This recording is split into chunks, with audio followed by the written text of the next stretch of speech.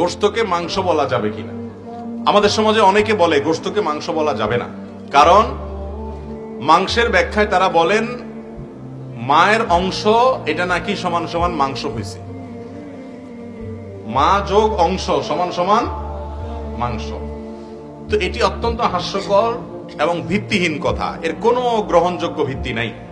বরং এটি সংস্কৃত শব্দ যথাসম্ভব, আমি যদি ভুল না বলে থাকি, এবং মাংস যেটা এটা লিখতে ময়াকার, অনুস্বকার আর শেষে তালিব বেশনা দন্তস, আর অংশ লিখতে তালিব বেশনা দন্তস হয়, অংশতে তালিব বস হয় আর মাংসতে দন্তস হয়।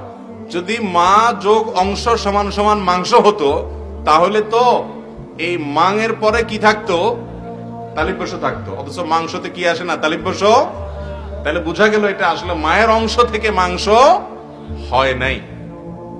অতএব এটি সম্পূর্ণ ভিত্তিহীন কথা। এছাড়াও বিভিন্ন ভাষাবিদগণ মাংস শব্দের ব্যাখ্যায় যা লিখেছেন, আমি যতটুকু দেখেছি সেটার সাথে মায়ের অংশের কোন ন্যূনতম সম্পর্ক নেই। অনেকে বলে যে হিন্দু ধর্মাবলম্বী ভাইয়েরা তারা গরুকে যেহেতু মা মনে করে, অতএব গরুর গোশতকে তারা মাংস বলে মায়ের অংশ হিসাবে।